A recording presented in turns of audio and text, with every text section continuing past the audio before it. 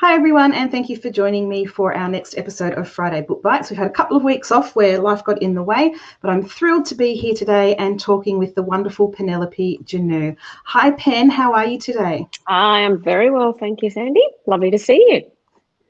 Excellent. And I understand you've been out riding your horses this morning. Yeah, it's been busy morning. So now back, just sort of, squashed my hair down, put a bit of lippy on. So I'm afraid that's about it for me. But that's usually the way anyway, no matter what I'm doing, gardening, horses, dogs, whatever. Excellent. Now, before we get into today's chat, I'm going to pop up the details of the giveaway so that people will know what's happening. There we go. So I have a copy, not my copy, because I always keep my copies of books. I have a copy of Starting From Scratch, which is Penelope's latest release, to give away to anyone who leaves a comment or asks a question, whether that's here during the live stream today, or if you're watching this back later, we'll leave the competition open till around midday Saturday, and we will draw a winner at random from that. And I was just saying to Pen when we were off camera that I finished the book this morning. I didn't want to get out of bed. I was so rugged up nice and tight there, finishing the last couple of chapters this morning. And it's a fantastic book. So make a comment, leave a question, and you'll be in the running for that. Just a shout out hello to Jem, who has joined us already today, and Yvonne, who's one of our regulars here on Friday Book Bites as well. Now, Pen, today we're talking about something that's not actually easy to do, I think, in any creative field, and that is going with your gut. And we were chatting about this beforehand, about how much information there is out there for writers, handbooks and courses and workshops, and how you're listening to all the experts and you kind of put your gut aside. And so we wanted to explore that a little bit today, and particularly in relation to point of view and genre and voice. What's the danger, before we get into the specifics, Pen, of if you don't follow your gut when you're chasing something creative? Well, I suppose I come to this from the perspective of somebody who was read for decades, basically, before I started writing, and I know all of us as writers are readers. But I think through your reading taste, your reading choices, you work out what kind of story really interests you, what engages you. And I really do think that has such an input into who we become as writers, I suppose. For me, I started writing later in life. I'd always written as a lawyer with lots of, footnotes and references to cases and so on. But the really creative side was very much sort of later in life. And I didn't have access, and I suppose there was some access to online activities, but I wasn't on Facebook. I wasn't, listening to podcasts. I wasn't doing the much, how do you write stuff very much at all. Even when I studied writing, in my 50s, it wasn't how to write a book. It was just looking at other people and how other people wrote and so on. So I think in that way, I just had a story in the back of my mind and I just started writing it, and I wrote for a good sort of 2 or 3 years. And as I was writing, I was discovering my craft, and I was, refining things, and I was learning things. But I think I was able to really find my own voice in that way without having too many things saying you're doing it the wrong way. And I think that's what worries me in some ways with some younger writers, because they're so educated and they're so on top of all these different ways about how to write. But everybody has their own voice, and you sort of have to discover that without thinking it's wrong. I suppose that's the thing. Without thinking it's wrong, you get your message across, and then when it comes time to pitch novels to publishers or whatever else you're doing, I think often it is that idea, that original idea, that following your gut with this is something that interests me, which is actually going to attract somebody, and they might then say, look, this is a great idea, your craft isn't up to scratch yet, get onto that. And so you can always go back, but you start with that idea, and that idea, I think, comes from sort of the passion of wanting to tell that story. I think there's a certain freedom if you write before you do courses and workshops and learn the tricks of the trade, as you said, to discover what your voice is. For those out there that maybe don't know, what does it mean when we say discover your voice? What is voice? Oh, I said I'm not a very technical writer, but it's the words. It's how you express yourself on the page, I think, tends to be your voice. And when we pick up different books by different authors, some people I know, read books and they say, oh, it's lovely reading the newest Carly Lane novel, for example. It's like, going back into that world. And some writers just do that beautifully, of course, and we all want to do it that way. But then readers are familiar with that voice and they slip into that, that world, wherever it is and whatever genre it's in, created by that author. I think as an author ourselves, if we think too much about voice, we'll lose it, or we won't know what it is, because it's the way we are, it's the way we speak, it's the way our words come together on the page. And that might vary with different books, because often the voice is also, I guess, it's the characters' voices as well, and so we'll have those characters' voices in our heads too. But I think essentially, we're telling the character's story, but we're doing it through, in our own way, through our own voice as a writer. Yeah, and it's our own style, the way we construct a sentence, whether we're naturally funny or naturally heading towards the darker side of things. Yes. And I think, if we pulled a random page out of your book, not that we would ever pull a page out of a book, but if we selected, I should say, if we selected a random page out of your book and hid the title and hid the name and did the same with mine and put them in front of people who've read us would know, well, that's Pen and that's Sandy. That's exactly what we mean when we're talking about voice. Now, obviously, apart from voice, which I think as a writer you can only find as you go, as you put those words on the paper, one of the other things you've got to figure out is which genre you like to write in. Are you writing crime? Are you writing romance? Are you writing a domestic noir? And I just wondered, how difficult or easy is it for a writer to find the genre that speaks to them? Well, again, and this is again coming to writing without sort of working out what genre is and what would sell and all that sort of stuff. I've always been an avid romance reader, but I was reading The Silver Brumby and I was looking for romance between the horses. I can have a crime novel, it can be a tiny element of it, but I want to know who Jason Byrne ends up with at the end of the Byrne identity or whatever. It's just, that is just the way I think and write. And so I always knew that would be what kind of drives me. And I was sort of thinking about that, because I know with, writing, sometimes what I write is, rural romance or rural fiction. But then I literally went over my bookcase just before, one of yours, Sandy. I will find romance in you. All We Dream, yes. Pamela Cook is rural, absolutely, but less romance sometimes and different themes. Lovely Joanna Nell's book about two people in their 80s is an amazing love story. And so, I think we find love and romance all over the place in all different sort of genres. So some will be crime, and sometimes I like to read a crime novel and find romance in that as well. But I did start with romance. My first book was sort of probably much more, the first manuscript was more rom-com, and I think now my voice is more not really rom-com. As such, it's first person, but it's not rom-com, I would say. It's just, fiction, rural romance, rural fiction, or just women's fiction, or yours is contemporary women's fiction, obviously. But again, I can find romance in that, that's for sure. So in different ways. So how do you know as a writer that you've found the genre that is your home? Because I know I've spoken to quite a few writers who are at the beginning of their writing journey and they're not quite sure if they should be writing crime or if they're more like a romance writer. And do you need to pick one when you're starting out, or can you dabble in all of them?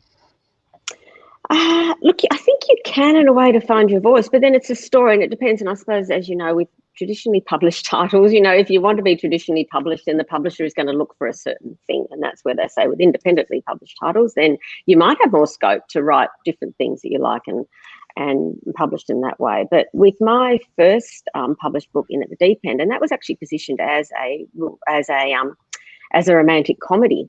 To me, it was definitely a romance. It was never actually a romantic comedy. And I've spoken to my publisher about this. This is all, nobody's being hurt in this process. But the next book I wrote, which was On the Right Track, and I knew about horses and it was horses. And so then that second book was positioned as a rural romance. And the two main characters, In at the Deep End, or the two heroes, In at the Deep End hero and On the Right Track hero, they are identical twin brothers. So I guess that's something about write the book you want to write. The first one was about, there's a lot of climate change in Antarctica and so on in it, and so they had historical element too. The second book was sort of more horses and was a slightly different focus. It was the same voice in both of them, same characters. The love story was driving it, but there were all these other sort of elements as well, I think. So, you know, there's lots of nature and gum trees in the second book, and more Antarctica. But again, the environment, and that's something that's in all of my books. I think that is a real theme. If there was an environmental romantic fiction genre, I guess I might be pigeonholed into that. But yeah, but it's interesting because I mean, readers like different things from different books, and that's fantastic too, isn't it? I mean, you must find that too, that I prefer one book to another book, and as a writer, you don't know what works, but there are characters that, you know, that readers might resonate more in one book than another, or themes, or so on in different books. Yeah. Now, in starting from scratch, because you've just mentioned the environmental themes that you like to bring up, there is an environmental theme running through here, and it's to do with the wetlands and the river systems here in Australia and how they're being affected. Is that something that's always been a passion of yours, the environment? It has. It's well, I think for many of us now, and there's a lot more awareness of it. When I worked as a lecturer at a university for many years teaching law, and I sort of fell into this environmental law course, as in teaching it, and I had a lot of catching on. This was the early sort of climate change days, and Right. there's so much denial then. That was, you know, a number of years ago, but not that many years ago actually, when, you know, it was does climate change exist, or doesn't it, and so on. And it was really interesting because the process I went through, that I had to teach the law of it. There's a lot of international law and so on in that area, and there were, you know, the Paris Accords and agreements and so on going back 20 odd years. And what I really found is that there's so much science in that area. Even then, there were so many reputable scientists, yet it was the politicians that were saying, no, this isn't right. But the thing is that the scientists are often, they're so conservative. You know, they're a good scientist, you know, who's publishing articles in a referee journal. All their facts, they're checked, they're reviewed. You know, there's nothing wrong than a scientist misrepresenting the facts, obviously. And I was sort of looking at the facts and thinking, how can we not be looking at the seriousness of this? I mean, the scientists would be the first person to say, if the weather's bad for a month, they say, well, that's not climate change, that's weather. You know, that's a variation that we take into account. And so I suppose that was a really strong interest. And from there, I sort of went on to the environment generally, and just, you know, I like the environment. I love being outdoors, much more an outdoors person than an indoors person. So it all kind of came into line, and the fact that I can actually write it and research it and everything, put it in my novels is, it's fantastic. I'm very, very lucky. This is actually one of the things that I love about commercial fiction, genre fiction, whether it's crime or romance or women's fiction or domestic noir, that we're able to touch on these real world issues in a way that's really accessible to people. So, you know, how many of us, you know, the people watching, or you might, I certainly wouldn't, you know, sit down and read a scientific paper on the wetlands? Yeah, we're probably not going to do that, right? No. However, a lot of people are going to read this book across a lot of different demographics and become just the tiniest little bit more aware of that particular issue. And that's something that I think is not celebrated enough in our style of fiction, that we are able to touch on these things, whether it's the environment or domestic violence or family issues or whatever it might be, without beating people over the head with it. Yeah. Oh, exactly. I totally agree, Sandy. And as you say, in relation to domestic violence, I mean, I've got a big thing in my work, as many romance novelists do, you know, in terms of consent. And I always make consent absolutely explicit in my novels, and there's still, there's plenty of heat levels, there's sex in my novels, all sorts of things, but I'm absolutely with consent. You know, and that is, you know, a lot of people, a lot of readers, that's where we learn from. That's where I learn from, and I'm sure you do too, from a lot of things that we read. And if we're not sure about it, we can look it up, or we can read other things or whatever. But it's a wonderful way to introduce people to, to certain things, or otherwise, I mean, to engage in a conversation. If we don't get things right, then it's wonderful sometimes the readers say, well, this is my experience, or this is my experience, or, you know, there's a greater dialogue, or they speak to people about it. And that's wonderful to be able to do that. Yeah, and that's where it gets rather annoying. You know, with romance, often it's sort of, oh, they're formulaic books and they're all the same, and why would you want to read that? And are they saucy? And my goodness, they're telling stories of women's lives generally, usually, and often they're women readers, of course, and that's the basis on which they're often criticised, which has absolutely nothing to do with the content, or the way that they're actually written, or the other things that they bring into storytelling, such as, you know, the environment or other social and political issues. We'll come back to that in just a moment. There's a comment here from Tracy that says she likes that aspect of fiction as well, where it's a wonderful way of learning. I recently read a novel by Martha Hall Kelly, which is set in the American Civil War. And from that novel, I learned far more than I've ever learned in a history class. Mm-hmm. You know, and yeah, I think it's right. Now, let's come back to romance, because Tracy's also left another comment regarding that she is primarily a romance reader. And just like you, Pen, she's always looking for that scrap of romance, no matter what the genre is that she's reading. And I interviewed Kyle Perry last year, who wrote The Bluffs, which is a crime story. And he had the quote, which, you know, coming from a crime writer, I thought was quite surprising, that every story is a love story. And I think that's the crux of it. And like you, Pen, I get very upset with the snobbery that is surrounding any genre of fiction, but particularly around romance, because what is there in life if there's not love? That's right. And, you know, it can be, it's not, you know, at all different ages, at all different times in our lives, in all different ways. It's, you know, I mean, I'm just the books behind me, I can see I've got all the old Harry Potters lined up there. And I read these books in the through the 80s and 90s when my children were reading. I'd wait till they went to sleep and I'd snatch the book and flick through them. But I remember that very first book of Harry Potter with Hermione and Ron, you know, we're always at loggerheads. And I thought, they're going to get together at the end. So, you know, it's that kind of like, and you think of the relationship between those two characters, that's their growth and their character arc and the way they change, and they appreciate each other's values. And it's, I loved lots of other things about Harry Potter, but that was one of the things that, yes, we need that in life, I think. Romance. We absolutely do. Now, Tracy has said that women's fiction has come a long way, and I think Australian authors are really fantastic in this genre. I think, you know, we've got so many brilliant women's fiction writers here in Australia.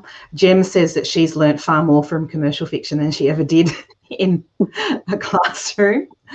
And Nola has said that you can learn so much from books, even fiction, if the writer has done their research well. And I can tell you, Nola, that most writers of fiction do spend an awful lot of time researching. I know I certainly do, and I'm sure you do too as well, Pen. Yeah, we do. I mean, that's the thing. It's these stacks and stacks of books and reading and everything, and it ends up a paragraph or half a page or whatever. But you know, it's wonderful. But you have to do that, and then you know that the message you've got it as absolutely right as you can. I read somewhere, and I can't tell you where it was, that 90% of the research we do as an author does not end up on the page. And I would have to agree with that now that I'm 4 books in. Yeah, there's a lot that we do that never ever shows up on the page. Yep, that's right. And it's just being able to condense, I suppose. Well, we have to learn a lot of stuff. And I guess that's because as writers as well, and we're curious. So it'd be easy just to write about what we know about all the time. But if we're curious about something and we don't know a lot about it, then we kind of launch into all this research and find out as much as we can about it. And from that, then we have to be able to really understand it in order to condense that knowledge into, you know, something that will, you know, a message that, you know, will characters can portray or whatever. I mean, I quite like it with my characters. I have a lot of environmental themes, but my characters don't generally argue about that. One might be a scientist and one might be an environmentalist, or one might be a scientist and another one in the media. But it's often through the dialogue of the characters, you know, where you can actually pass on that message in quite a natural way. So the way we all learn, we ask questions and we're curious and we ask follow-up questions, and that's what our characters can do too. And Rosemary agrees with what everybody else has said, that she thinks fiction is a far greater teacher than the classroom. Now, coming back to going with your gut, one of the things that we also have to decide, so once we've found our voice and we've found the genre that we're comfortable with, is we have to figure out how we're going to tell that story. And part of that is with what we call point of view. Now, for those people who aren't quite sure what that means, it's A, which character is telling the story, and B, are they telling it in the first person, the third person, present, past? It's those sorts of things. Now, I've noticed with your work, Pen, you like to work with a singular character point of view. So the story is told from one person's perspective, and you tell it in the first person, so I, me, my, present tense. What is it about that particular point of view that draws you to it? Yeah, look, that's interesting. And I think that came about partly because, again, going with my gut and just starting to write and finding my voice. In finding my voice happened to pop up in first person. And being, 50 odd when I started my first book, I thought, well, I haven't got time to waste. I can't start with a short story, or not that they're easy to write by any means, but I thought, right, I may as well write a novel. And so then I just proceeded to write this, 100,000 words in first person. And I thought, okay, that's that. I just did it in that particular way. I think my voice is sort of evolving in some ways, and it's first person, but it's not. And often first person is sometimes with a classic chick lit kind of book, Sophie Kinsella or so, and that's first person. But with my characters, they're not typically sipping cocktails or doing that sort of first person stuff. So I tend to sort of talk about the environment, or you're inside their heads, so you're following them quite closely. But yeah, I kind of like the closeness of that, and the present tense. So it's you're sort of starting with them at the beginning of their story. My heroines typically have a few emotional issues and so on, as most of our characters do, to work through. So it's sort of really nice to see that progression. But then also they're not just looking at the hero in the book, and it's not just about that romance. They're actually learning, they're looking at their environment, they're learning from their environment, they've got things that interest them, because it is the woman's story. And sometimes it's a bit tricky to get the other point of view across. And typically in rural fiction, you'd have one chapter of the woman's point of view, and one chapter of, well, if it's a heterosexual romance, one of the women, one of the male point of view, and it goes chapter by chapter. So you're kind of having to trust yourself a little bit with just the one. You really want the man to come across in the right particular way. You can do that through dialogue. I sort of, my characters, romance, they have sex, and I think that often, to me, and I've said this a few times before, that's often when they talk honestly, things that they don't have the opportunity to say otherwise. Barriers are down. Not there's a lot of that, but I hope that came across starting from scratch when you read it. But it's certain situations of closeness between the characters, and that's where they express those emotions, and that's really nice too. So sometimes with first person, it is a matter of getting the other person's point of view across. You do it in dialogue, so I love writing dialogue. That's probably good for me. But I have written in my a true rom-com, my On the Same Page book. The heroine in that actually wrote excerpts of the book she was writing, and they were all written in third person, and I found them so much really easy to read. The words flowed. I wrote really quickly in third person, so I probably will do it sometime when I'd like to do that too. So I think I can, like you could write, in those different points of view as well.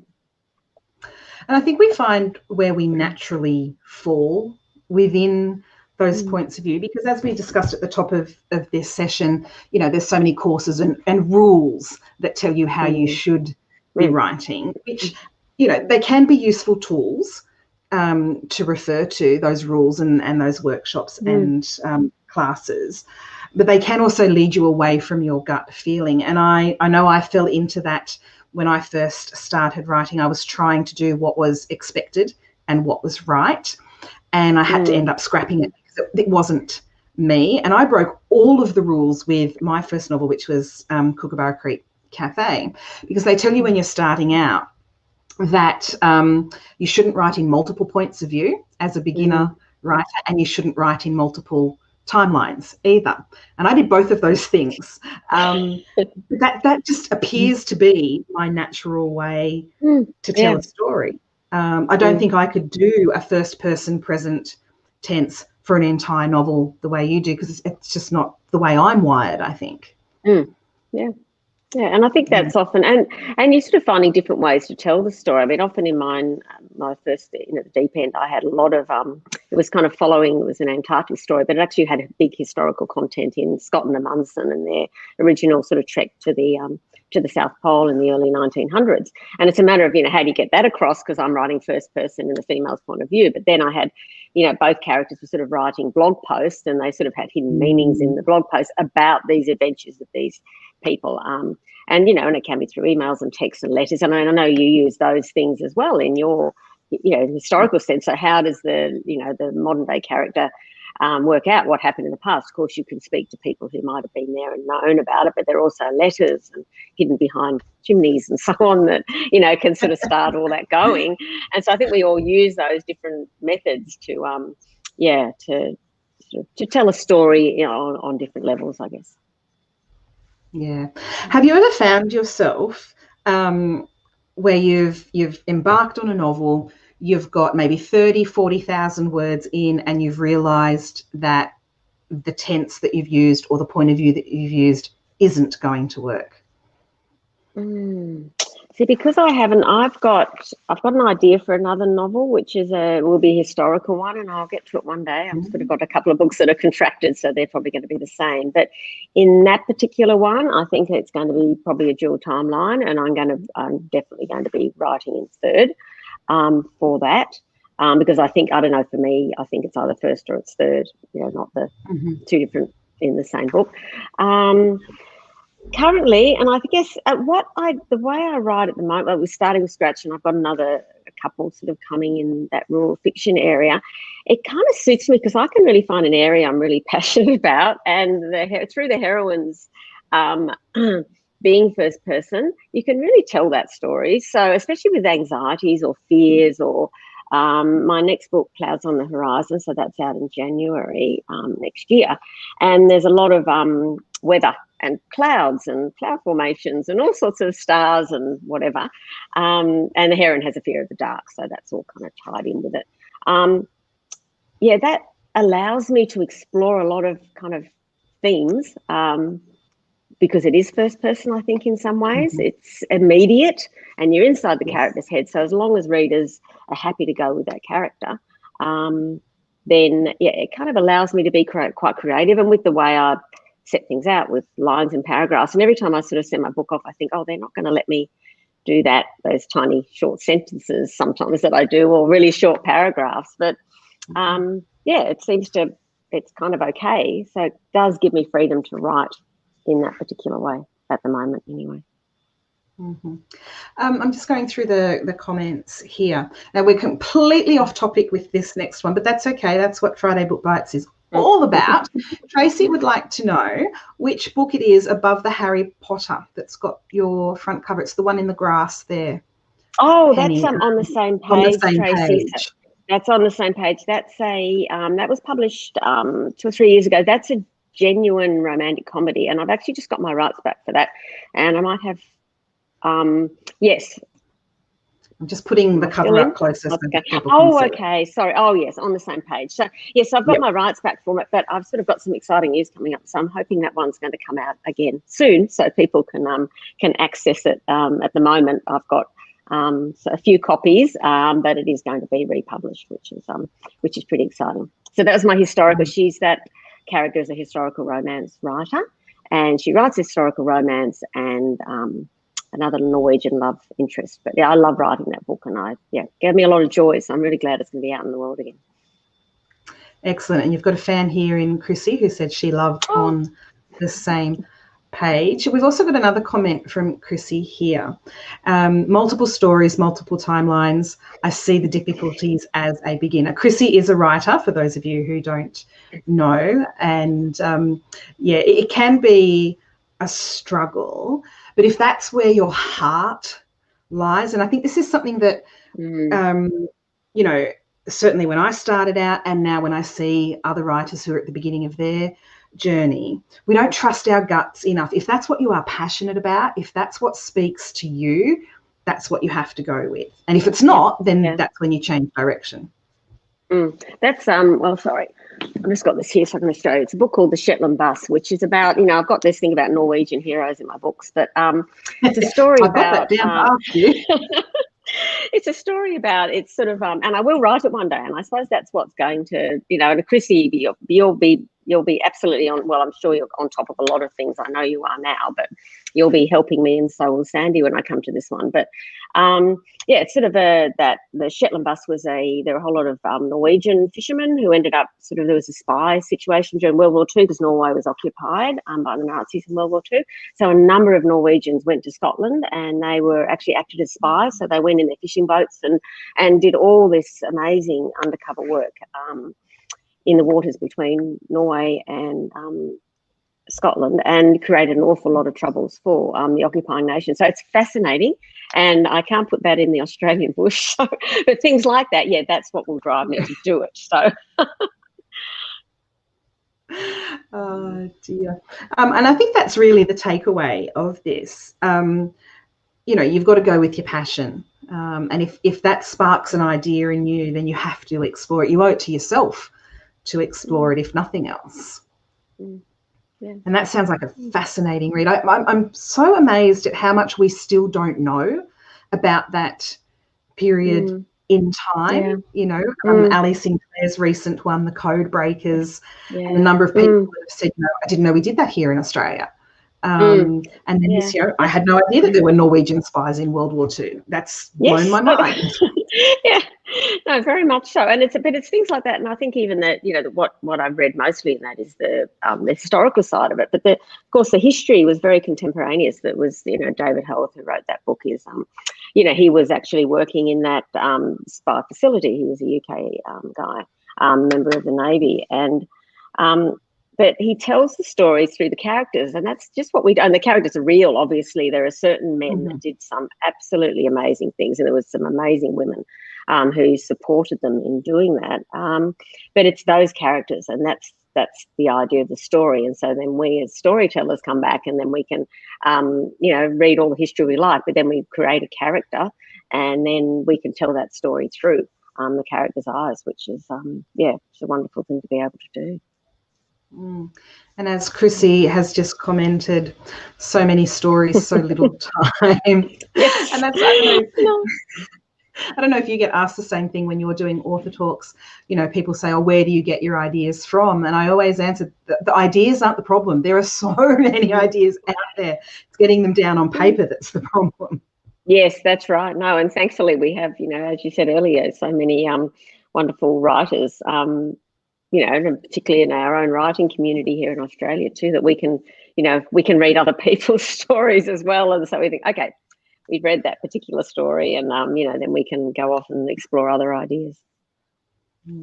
Now, just before we finish up, I want to ask a couple of questions regarding some of the characters in Starting from Scratch. Now, it's told from Sapphire's point of view, or Sapphi, as she prefers to be called. And as we said, it's first person from her point of view only, which does give us wonderful insight into what's happened in her life, why she does the things that she does now. Have you ever found when you're writing so deeply inside a character's head that you discover things about them that are maybe too personal to put on the page? That's a good question. Or do you just go there? I'd probably go there. I think there are certain things that, with certain anxieties or whatever's happened in the character's past, there are very, very difficult things to deal with sometimes. And some people, say, well, this character's got all these problems, and, and as a mother and as a daughter, and so, and a friend to many people, there are a lot of awful things that happen in the world. The nice thing about writing romance, and the nice thing about writing really strong women and writing the heroes, that they don't need the man to survive. They are surviving, but it's a lovely element to have somebody that you can go through life with that is going to support you as you will support them.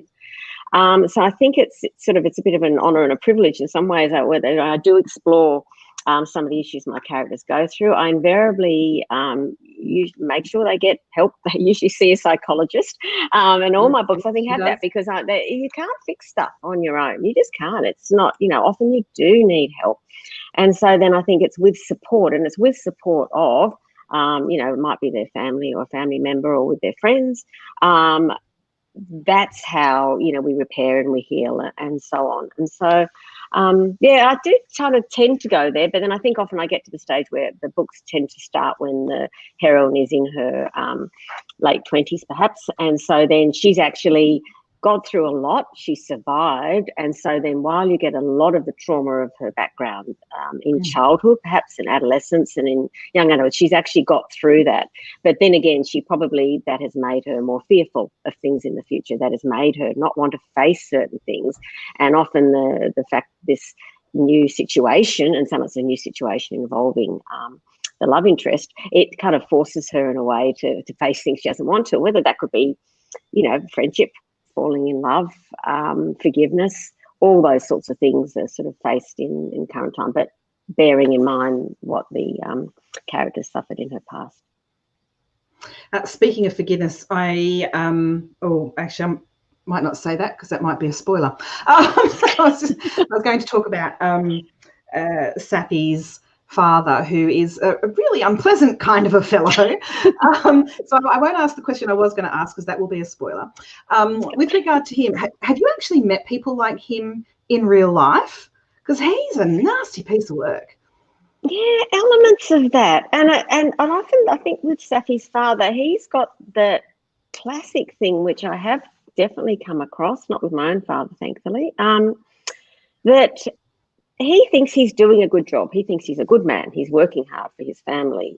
He's a good, he thinks he's a good father because he wants his daughter to do certain things. And if she does those things, she will be successful.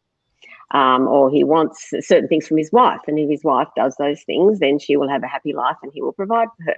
So some men are like that, and probably women too, but, especially career men who have been successful in their careers. And there is a real arrogance to that. And there is a real sense that do what I say and, everything will be okay. But if you don't do what I say, then if you're not listening to me, you're not respecting me. And those sorts of people don't want to be around people who don't look after them enough or don't defer to them or don't do what they're told. And so often those characters sometimes set themselves apart because they don't want that, what they would see as negative things in their lives. They want people who will, appreciate all that they're doing in their lives. So elements of that. I mean, some people do. I've had a couple of not very nice fathers, and it has been a question. My father is the most delightful man, and he is a gentleman, and he is what I do though. And this is creating characters. Yes, I've met men. They're more likely to be men I've worked for. Had issues with, I suppose, that are more like the fathers. But my father tends to be more like the side characters, like Gus. The farmer Gus in Starting from Scratch, for example, who's gorgeous. That's my dad. Yeah. That's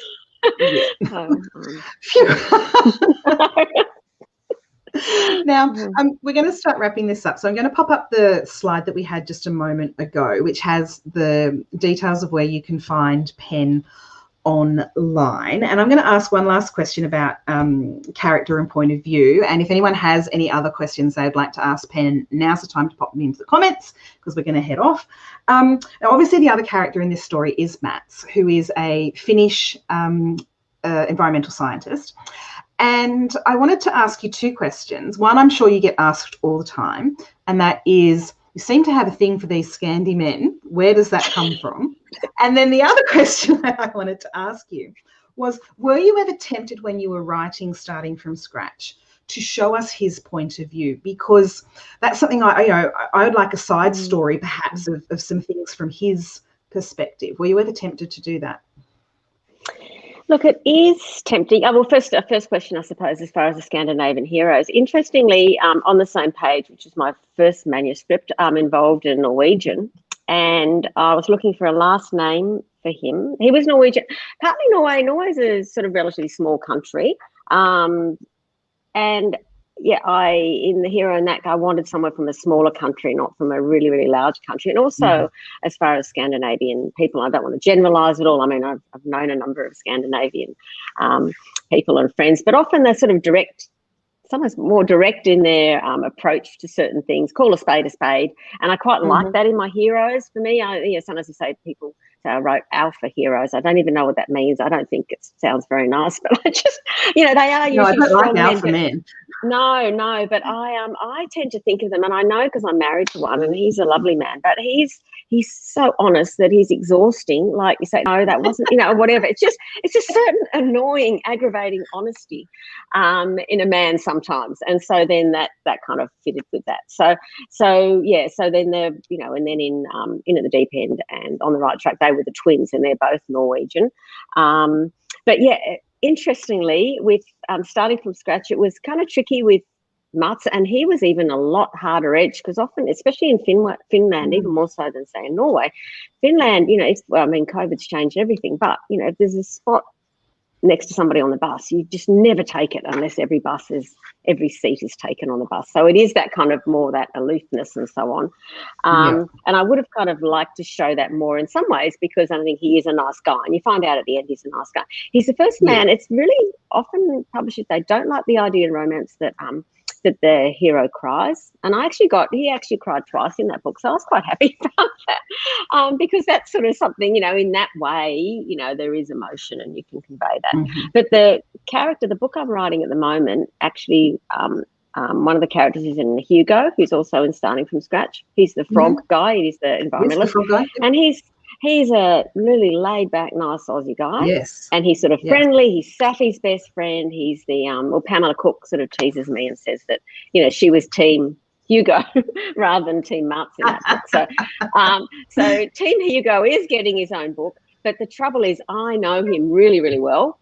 And so it's so tempting in what I'm writing now to have him come across as just himself. And I'm having to do that, having to be a bit, creative in how I do that. Because unless I really tip things on its head and have, his point of view and Patience's point of view, I'll probably tie myself in knots. So I think I'm going to start all from her point of view.